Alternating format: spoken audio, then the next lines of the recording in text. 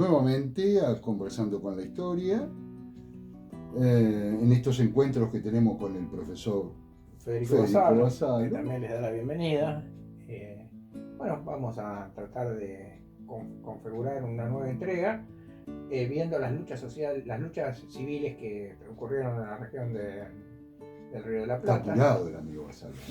Hoy quiere arrancar, hoy quiere salir a la palestra. Vamos a enmarcar un poquito la situación, vamos a tratar de enmarcarnos dentro de el fracaso, la crisis del fracaso de la Constitución de 1819, y vamos a intentar... Te sigo permanentemente. Permanentemente te estoy siguiendo en esta década convulsa. Claro, y vamos a intentar terminar en el Pacto Federal del 4 de enero de 1831. Eso va a ser decir, que va a ser nuestro marco cronológico. Sería entre 1820, Artigas se retira, Artigas, digamos, el líder, se retira traicionado, como dice la leyenda, se retira al Paraguay. Sí, pero... Y 1830, es decir, es una década muy convulsionada de guerras civiles, ¿no? de pactos, que muchos van a ser pactos preexistentes de la Constitución, palabra esa extraña, ¿no? Pacto preexistente ¿a qué? A la Carta Magna escrita en la Constitución Nacional, donde hubo varios intentos de sancionar una Constitución Nacional que fracasaron. Vamos a intentar describir estos intentos. La primera es la que acabamos de mencionar, que es la Constitución de 1819, que surge luego o como consecuencia del Congreso de Tucumán, que declara supuestamente la independencia. Todo lo que fue organizado en 1816, 3 años después, en Buenos Aires.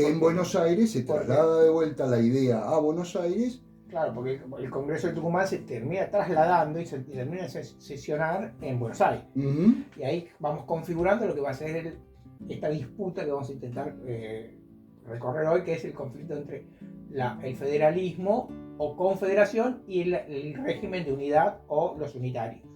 Toda esta situación va a verse va a abarcar mucho más tiempo. Pero el crecimiento, digamos, el nacimiento de la dicotomía es en esta década convulsa. Entonces, bueno, esta constitución va a ser rechazada ¿por quién? Por las provincias, fundamentalmente del litoral. Van a rechazar la constitución de 1819 y bueno, y entonces ahí va a empezar a surgir esta idea heredada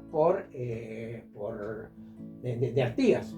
Y ahí eso se va a extender a Córdoba, como alguna vez dijimos que alguna vez Córdoba fue influencia del sistema confederal de José Gervasio Artigas, y ahí en 1820 va a intentar el gobernador de Córdoba en ese momento, Juan Bautista Bustos, que algún autor le ha puesto el caudillo olvidado, realmente se lo ha olvidado. Él intentó establecer un congreso constituyente en Córdoba, que lamentablemente para el federalismo no tuvo éxito, porque ¿quién fue la provincia que no quiso, fue invitada pero no concurrió a ese congreso? Buenos Aires rechaza su asistencia al Congreso de Córdoba. Entonces este Congreso fracasa. Al no participar Buenos Aires, directamente ya es una de la parte mayoritaria es la que queda fuera de la decisión. Es así. Y aquí, entonces ahora, como consecuencia, volvemos a repetir, del fracaso de la Constitución de 1819, va a comenzar a tener mayor preponderancia las ideas federales o confederales. Ahora vamos a ver la diferencia. A mí me gustaría eso, ¿no? A mí me gustaría hacer hincapié en eso, la diferencia entre confederal y federal. Lo federal, que es una etapa posterior, cuando lo primero que se pensó es una confederación. Es decir, ¿y quién era el líder? Entendiendo que en el camino y adelantándonos en la historia se va a llegar a la Confederación Argentina después de 1852 con la Constitución, ya estaba la idea confederal, que es la idea en donde se fundamenta aquel Congreso de Tres Cruces de 1813, claro, y en donde se buscaba esa confederación, la Liga de los Pueblos Libres, pasando a la Liga Federal, lo que se llamó la Liga, claro, que debería haberse llamado Liga Confederal. bueno, pero hay una Federal. diferencia, porque justamente ahí tenemos nosotros dos tratados, que uno responde más a las ideas federales y el otro va a responder más a las ideas confederales, que son que estos dos tratados van a ser consecuencia de el conflicto, la traición, de Francisco Pancho Ramírez con Artigas. O sea, va a haber cada vez un distanciamiento más de estos dos caudillos. Claro. Artigas era uno de los principales lugartenientes, Ramírez era uno de los principales lugartenientes de Artigas. Sí, más que... Era un hombre... Sí, está más asociado, más lugarteniente. Sí, bueno, sí. Era uno de los hombres fundamentales. Se conformó su feudo, bueno, no es la palabra correcta, pero digamos... Entre Ríos. Entre Ríos, sí, como caudillo principal fue... Y entonces en la actual ciudad de Pilar se va a firmar el Tratado de Pilar, donde, como consecuencia de la batalla de Cepeda, la primera batalla de Cepeda, los dos caudillos de las provincias de Entre Ríos, Francisco Pancho Ramírez, y de la provincia de Santa Fe, Estanislao López, van a vencer al último director supremo, que es José Rondó, y ahí van a imponer a Buenos Aires la conformación de una provincia. Y ahí lo van a nombrar como primer gobernador a Zarratea. Y Buenos Aires va a entrar en un periodo de convulsión bastante importante.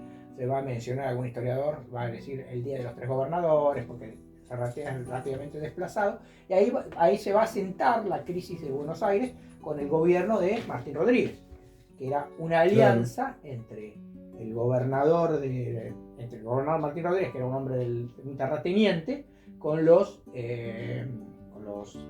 comerciantes de Buenos Aires, cuyo ministro estrella va a ser Bernardino Rivadavia. Entonces ahí se va a asentar un gobierno en Buenos Aires. Claro, que Rivadavia lo que le va a ir aportando es desde un punto de vista, el concepto liberal británico, ¿no? Claro, el concepto ideológico liberal británico, ¿no? Con Beckham.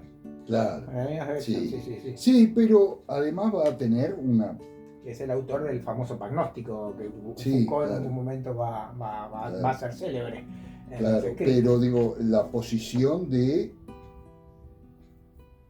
va a ir ideologizando la posición unitaria. Claro, ahí va a empezar a surgir, va a ser como vamos a pasar del centralismo a tener una idea centralista a una idea más bien de unitarismo. Unidad de régimen. Unidad de régimen, y ese va a ser el heredero, vamos a decir, directo del sistema centralista que estaría representado por el director supremo. Claro. Como acabamos de mencionar, el último fue Rondó. Y bueno, y entonces después va a surgir, entonces le van a imponer el Tratado de Pilar en febrero del 20. Claro. Y en abril ¿Por qué se habla? Te dejo continuar, pero ¿por qué es hasta para el amigo Maistegui Casa, desde el punto de vista uruguayo, se habla siempre, y quiero que nos ilustres? Yo lo voy a ilustrar un poco también con el tema de la anarquía del año 20. La anarquía, bueno, eso ya es una cuestión, un diagnóstico establecido desde la herencia de la historiografía liberal. Vamos a hablar de Ricardo Levene, etcétera, que va a establecer lo que va a decir la anarquía del año 20. Claro. Porque no va a haber estabilidad en los gobiernos en Buenos Aires, hasta que, vuelvo a repetir, que con Martín Rodríguez se va a sentar un gobierno que va a empezar en 1820 y va a terminar en 1824. Entonces ahí se estabiliza esta, entre comillas, anarquía. Claro, Pero espera que vamos a... Y después hay otro tratado en abril, que es el tratado de Ábalos, donde ahí se va a pergeñar el resto de las ideas confederales. donde José Gervasio Artigas va a firmar con Corrientes el tratado en disputa contra sus ex socios, claro, que serían Francisco Ramírez y Estanislao López, que van a establecer un sistema federal. Claro. Y entonces ahí va a haber una disputa, uno en febrero, el Pilar, y en abril Ábalos, el Tratado de Ábalos. Y ahí vamos a después de que usted lea los aportes. No, yo simplemente, a ver, Maiztegui va a traer la crisis del año 20, le va a decir, ¿no? La visión anarquista es la visión liberal mitrista, ¿no? Mitrista, sí, ¿no? Después continúa con Levene, sí. Donde va a declarar la ausencia del poder central fuerte mediante esas convulsiones, ¿no? ¿Verdad? Esta es la idea de Mitre. El día de los tres gobernadores. En donde había provocado esa ausencia del poder central la proliferación de los caudillos. Es decir, le había cedido el poder a los caudillos. Sí, la fragmentación del poder territorial. Y a las rivalidades regionales y a los conflictos que retrasaron, que van a marcar el retraso de la organización institucional. Pero Maiztegui va a hablar de la crisis del año 20, en donde en 1820 la victoria del federalismo en la guerra civil, es decir, hablando de Cepeda, genera una crisis general que tuvo como elemento esencial la ruptura de todo el sistema de organización provincial trabajosamente construido desde 1810. Sí, claro. Los elementos principales del periodo fueron el transitorio triunfo federal, la ruptura de este movimiento con la guerra entre Artigas y Ramírez, claro, el definitivo ocaso de Artigas, sí, y su desaparición de la escena política. Claro, vamos a ver, Artigas, luego del fracaso con su ruptura con Ramírez y el pacto del Tratado de Ábalos, va a emigrar a Paraguay, donde va a estar con don Gaspar Rodríguez de Francia, y va a fallecer en 1850, va a fallecer allá en Paraguay. Era un elemento distorsivo también para Francia, y Francia le permite el paso, que justamente pasa por la provincia de Corrientes. De Corrientes, claro, es lo que le permite el salvoconducto para entrar, pero Gaspar Rodríguez de Francia lo lleva detenido. Es decir, lo retiene. Lo aloja, sí, lo aloja. Lo aloja, pero lo retiene. Sí. Es decir, no, es un elemento distorsivo. Muere políticamente Artigas. Claro, yo creo que ya es en el gobierno de los López, de Carlos Antonio López, donde pasa a tener otro tipo de vida Artigas en Paraguay, ¿no? Pero bien.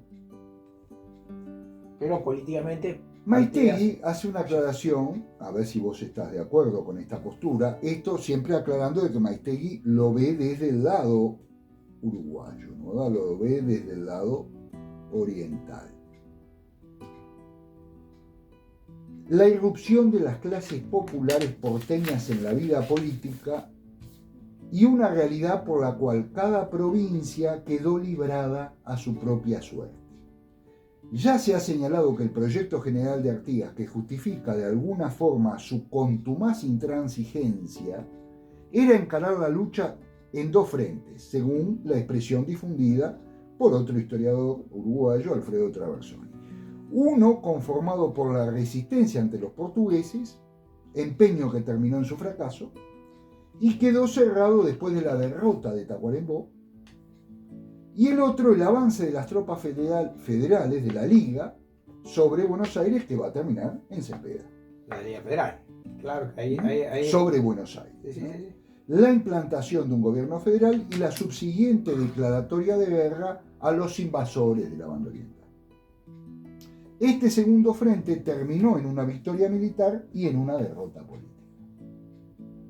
Resulta necesario realizar un resumen de la lucha desarrollada en las provincias entre 1817 y 1820, bla, bla, bla, bla, va a seguir hablando de, en este juego, ¿no, verdad? Que siempre decimos, vamos hacia adelante y vamos hacia atrás, porque en realidad es entender todo un periodo que no solamente es convulsionado, sino que además se mueve en un terreno, aparte, en un territorio muy grande. Sí, aparte tenemos que tener en cuenta otra cuestión, que es, ya estamos terminando, en 1824, 1825, estamos terminando la finalización de la guerra contra España, la guerra de la independencia, que esta última Claro, batalla va a ser 1824, 1824 sí, en Ayacucho, y la última batalla va a ser en 1825 en Tumucla.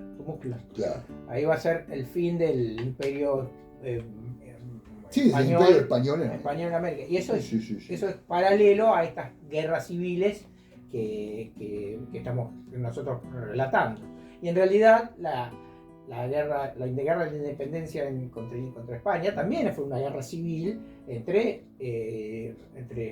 los mismos españoles, porque los mismos americanos eran españoles. Así que de una guerra civil pasamos a la guerra de la independencia y ahora iniciamos otra guerra civil entre americanos. Claro. Entonces, la situación en la banda oriental frente a la invasión portuguesa, es decir, hay que pensar que en ese momento Rivadavia, la acción de Rivadavia y la acción de su ministro García, en la corte de Río, en vez de frenar la invasión portuguesa, vamos a tener una invasión luso-brasilera, en donde también el imperio de Brasil, en ese momento, en 1810, en el grito de Ipiranga, el emperador de Portugal pasa a ser el emperador del Brasil, y ahí hay un cambio importante. Ese sería el nacimiento de la independencia de Brasil. El grito de Ipiranga es la independencia brasilera, y es por lo tanto empezar a formar parte del imperio del Brasil, donde toda esa banda oriental está sojuzgada, y Maistegui... Sí, que ahí se podría denominar el choque entre lo español y lo portugués en el territorio de la banda oriental. Exactamente. Va a aclarar en los detalles históricos, ¿no? ¿Verdad? Después del desastre de Tacuarembó, del 20 de enero de 1820, y del acuerdo de Tres Árboles, por el cual Fructuoso Rivera, que dicho sea de paso, es un hombre de Artigas, un teniente de Artigas, que va a ser el tipo que va a estar en la escena política en los próximos 20 años en Uruguay, transformándose en el primer presidente constitucional de la República Oriental del Uruguay. El partido. El acuerdo de Tres Árboles, Fructuoso Rivera acordó prestar sus servicios a Portugal. Eso es el 2 de marzo de 1820. La resistencia en la banda oriental tocó a su fin. Quedaban algunas partidas de armas, pero eran insignificantes y fueron fácilmente neutralizadas por los soldados de Lecor. Lecor, que era un general. Claro, un general portugués que después va a pasarse al bando brasileño. O por el crecientemente poderoso Rivera, transformado en el único caudillo de prestigio nacional que quedaba en el territorio. Hay que aclarar de que, sería el heredero de Artigas en el territorio de la banda oriental. Sí, podríamos decir que con la característica muy particular, fue el único tipo, ya que La Valleja, de los dos fundamentales, La Valleja está preso en Brasil. Claro. Lecor siguió una política conciliadora de corte liberal. Creó unas partidas pacificadoras constituidas por orientales que recorrían la campaña con el objetivo de convencer por las buenas, si era posible, a destacados personajes de la sociedad que aceptaran el nuevo estado de cosas. Tomás García de Zúñiga, tomado prisionero, fue tratado con las máximas consideraciones y terminó colaborando de forma estrecha con Lecor. Otros destacados jefes artiguistas, como Miguel Barreiro, seguirían la misma ruta.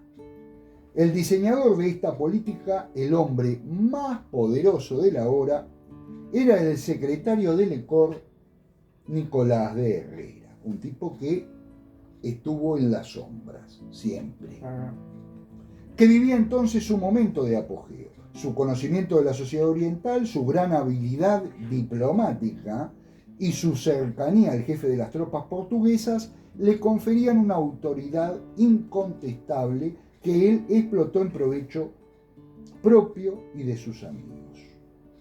En esta circunstancia, las autoridades portuguesas ordenaron a Lecor la organización de un congreso provincial en el cual los orientales decidieran cuál era su voluntad política. si la de permanecer como provincia portuguesa o regresar al seno argentino. Aunque dicho congreso fue apenas una ficción, pues Lecor y Nicolás de Herrera se aseguraron que decidiera la incorporación de la banda oriental a Portugal. La voluntad de la corte portuguesa, aún instalada en Río de Janeiro, había sido la de permitir realmente a los orientales decidir su destino. El ministro de Asuntos Extranjeros, Silvestre Piñeiro Ferreira, un liberal, quería quitarse de encima de la mejor manera posible el problema oriental.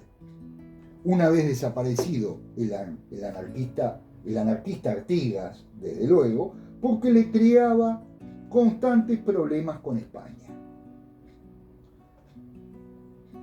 Esa actitud liberal del ministro portugués, que contaba con el respaldo del rey Juan VI, decidido ya a regresar a Portugal, fue lógicamente resistida por Lecor y los ocupantes, que no estaban dispuestos a irse de la banda oriental.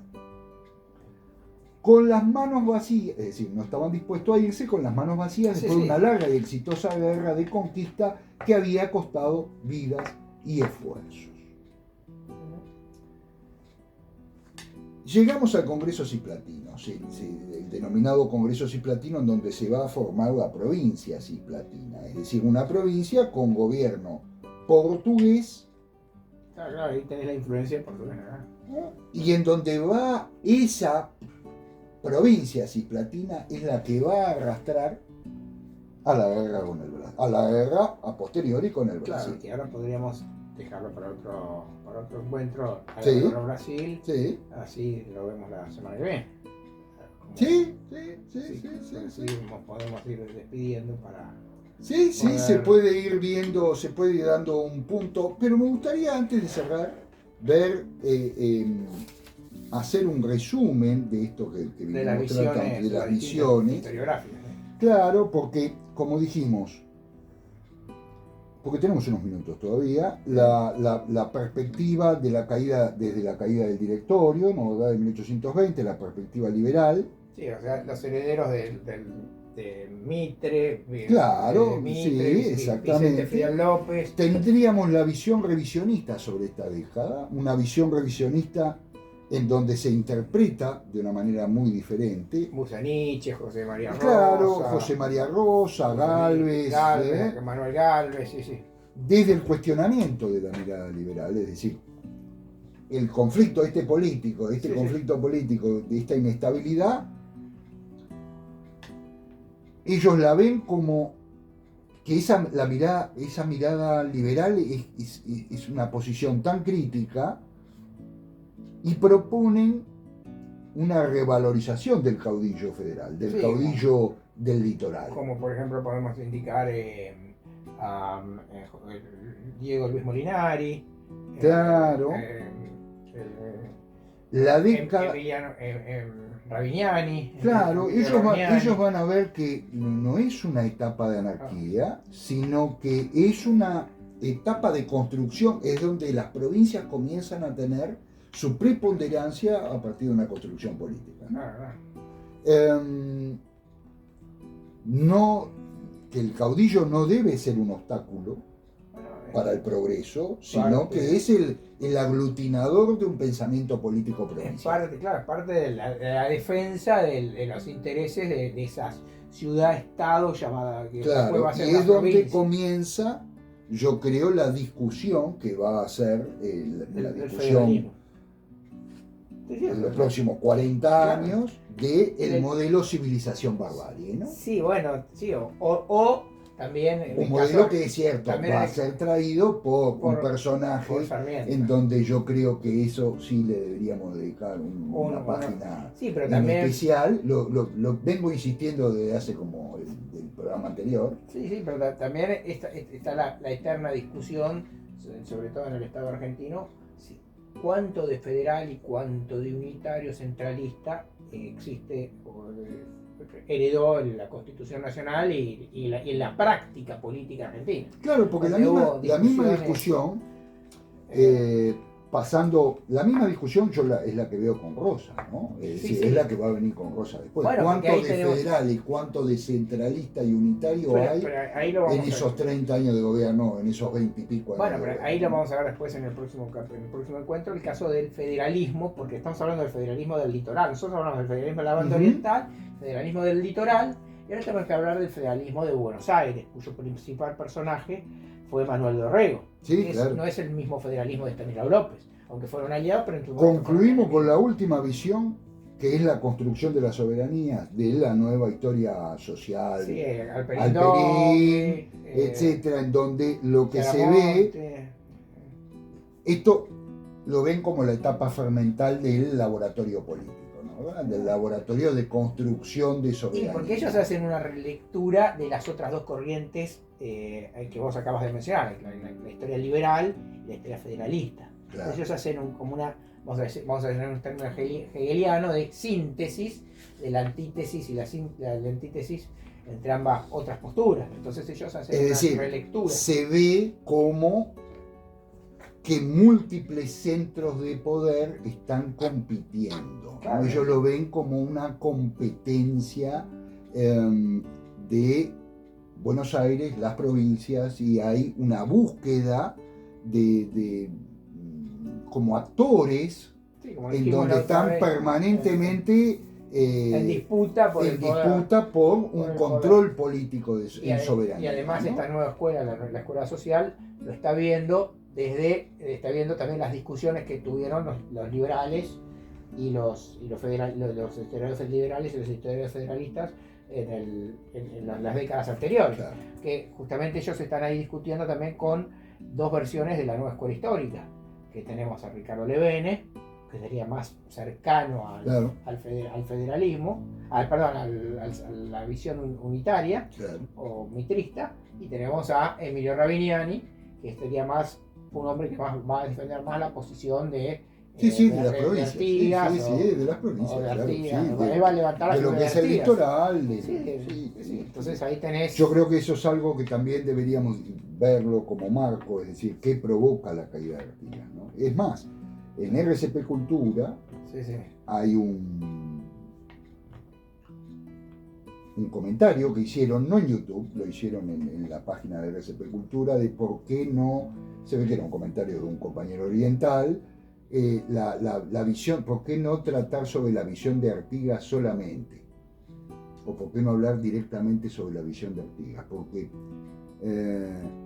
yo creo que es una figura que en los 10 años de la política, en los 10 años iniciales, de 1810 a 1820, extrajo un montón de posibilidades, es decir, extrajo de su momento un montón de posibilidades y las tendió, las tiró arriba de la mesa, y con eso se hizo poco. Es decir, se construyó una puntita de ese modelo, pero después realmente no hubo una gran consideración. Reglamento de tierras, todo eso que podríamos, lo que se hizo desde el Congreso de las Tres Cruces. Claro, el Congreso de Abril. Bueno, Tres Cruces, hay toda una serie de consideraciones que sería arduo meterse en detalle de todo, que no conforman a la generalidad, y no es nuestro fin de meternos tan en detalle,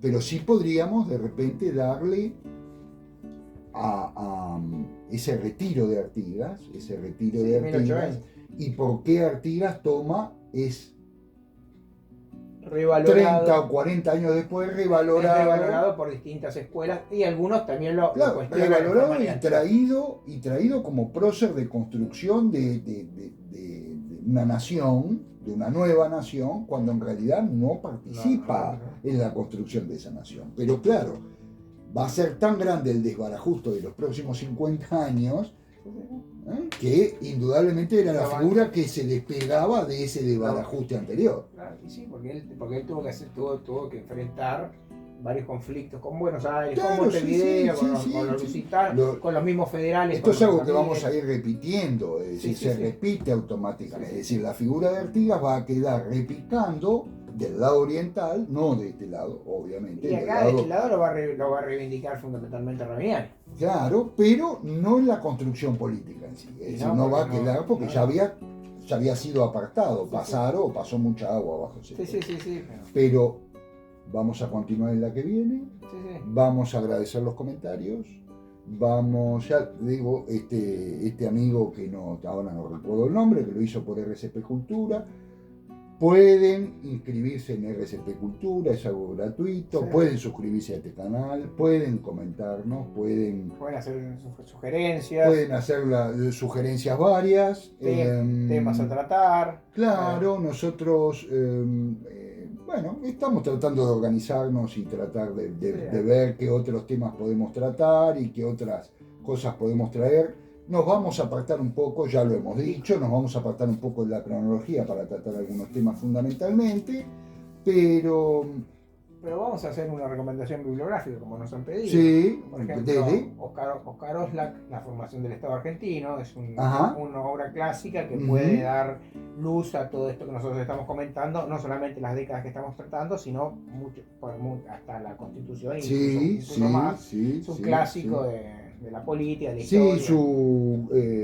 Fernández Cabrelli